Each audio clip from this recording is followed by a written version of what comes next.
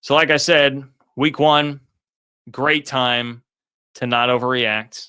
All right. Teams will be different in week 8 than they are in week 1. It's dangerous to draw sweeping conclusions right now, but it's also very fun.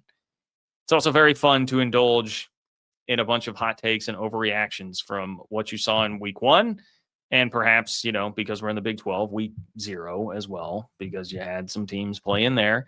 But I asked you on Twitter, what are your week 1 overreactions from the Big 12? And boy, howdy, out of like the 80 responses that I got to this, there were some good ones. So let's break some of these down. I'm going to start with my guy, Kuz. You guys should all go subscribe to his channel, Kuz's Corner. And I should get rid of that and make sure that this. Oh, why do you do this to me? Why do you do this to me? Here we go. All right, my guy, Kuz. The Big 12 is loaded with mediocre teams. I wouldn't see. To me, that is an overreaction. Now, and I'm the guy that titled the video that the Big 12 got bullied. I mean, I think that's very true in the most important game of the weekend, and in one of the other most important games of the weekend, 2 of the 3, it happened because Georgia Tech basically bullied Colorado into submission, and Auburn certainly did that to Baylor. But we also saw what Utah did. We've seen what Iowa State has done. You have teams like Texas Tech, Kansas, BYU that so far have been totally dominant. If you want to abstain those because of who they played, that is totally fair.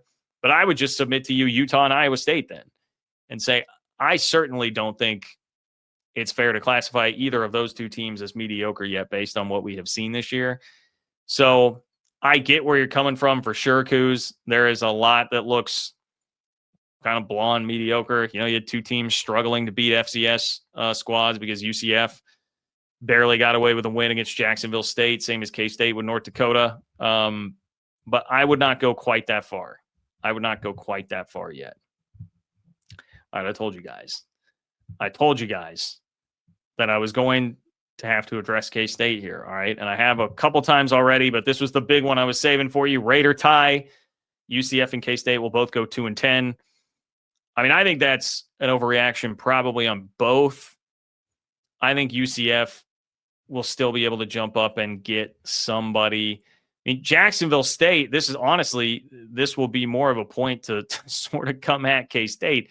Like Jacksonville State won their league last year. Jacksonville, ask West Virginia fans about that. Like Jacksonville State there's not as much shame in that, especially when you turned over as much of the roster as UCF did. I don't think either team is going 2-10. K-State, I've seen that, I got a lot of that. K-State's going to be the next Oklahoma State. I got a lot of that in the responses to this. K-State has had some bad non-conference performances under Chris Kleiman before. They lost to Tulane at home when the offense looked like an abject disaster, and they wound up winning the Big 12 later that year. K-State's lost to Arkansas State. Then they immediately went on the road and beat Oklahoma right after that in 2020 under Chris Kleiman. And even that year with a bunch of COVID issues, I mean, they still won 4 games. Like, I think that is an overreaction. But if you do want to say right now you'd rank K-State last in Big 12 power rankings, I'm not going to fight you on that. I would not argue with you on that at all. College football season is here, guys, and that means we all need to find good deals on tickets, all right? And the best place to do that is SeatGeek. I have to give a huge shout out to SeatGeek, the sponsor of today's video. With over 28 million downloads, SeatGeek is the #1 rated ticketing app. There are over 70,000 events listed on SeatGeek. So obviously, college football is covered, but if you're a music guy like me, it's perfect for concerts. I'm buying a ton of concert tickets this fall. And I tell you what, I have my eye on those Holy War tickets for BYU and Utah coming up as well. And man, all you got to do is open up the app. It's perfect. You can go check what's going on here, find the green dots in the seat. That means they're good deals. Red dots, maybe not so much, but SeatGeek will help you find the best deals on seats depending on where it is that you are trying to sit. They're each rated on a scale of 1 to 10. Every ticket is backed by their buyer guarantee. And you guys know I'm here for you. I've got a code for you. Code Kurtz gets you $20 off your tickets. Again, that's code Kurtz for $20 off tickets at SeatGeek. $20 off your first purchase with promo code Kurtz. Make sure you just click the link in the description to download the app and have that code on hand and ready to go. Guys, I'm here to help you out. I've got your back. Hit up my friends at SeatGeek. Now, this is sort of my way to have some fun with this. to turn this back around. Manhattan hell. Iowa State's very bad. They struggled for a bit with K-State. How good can the Cyclones possibly be? They struggled with that K-State team.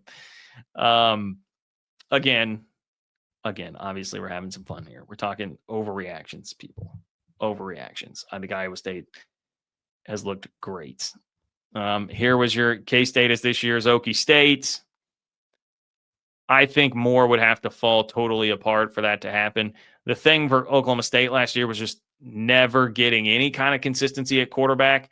I would definitely say right now that Avery Johnson does not appear to me, based on what he has shown so far in his career, to be a guy that really just like has it, like the ability to go be decisive and make big plays in big moments. He's got a lot of athleticism, a lot of ability. He's had some games with big stat lines. I mean, if you look at his stat line from Saturday, he threw for like 360 yards, but a lot of empty calories. He had 6 turnover-worthy plays, according to PFF, and none of them turned into turnovers.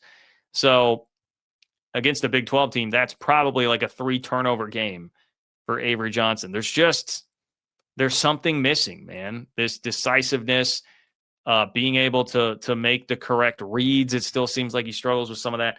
But I don't think it's like what Oklahoma State's quarterback situation was last year with just rotating guys. Limp noodle arm, Alan Bowman.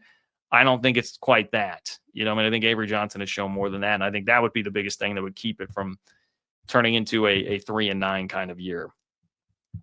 Let's say hello to Mars. Mars says the Holy War will determine one of the Big 12's championship game teams. This, I actually agree with the commenters. I don't know that that's really a huge overreaction after week 1. I don't think that's really a huge overreaction at all. Both of those teams look pretty good. Now, BYU played a very bad FCS team. Portland State is not good at all. So I don't want to get out over my skis with that. But Bear Bachmeier, with what they asked him to do, looked good. The defense sure looked awesome, and they scored on special teams again. I mean, BYU, much like Texas Tech, kind of looked the part of like, okay, like eyeballs, I know it's a terrible team, but like that looks like a team that's pretty damn good and that they've got a lot going on for them. Regardless of how poor the opponent was, they just completely mowed them down. And obviously you guys have heard an extended soliloquy on what I thought Utah did and how impressive that was on Saturday at UCLA. Let's get in U of A real quick. Arizona will be this year's Arizona State. It's definitely an overreaction right now based on what we saw, but I did want to take this opportunity to say Arizona impressed me. I thought they might get beat, quite frankly. Playing Hawaii. Hawaii had the last-second win over Stanford in week 0. That felt like a really tricky game for me. It was a really important one. Brent Brennan did not need to be losing that game. I will give Arizona credit. They impressed me. They impressed me in week 1. And finally, Scotty, boy, your lips to God's ears, my friend. Oklahoma State will cover 23.5 in Oregon. I would love to see it.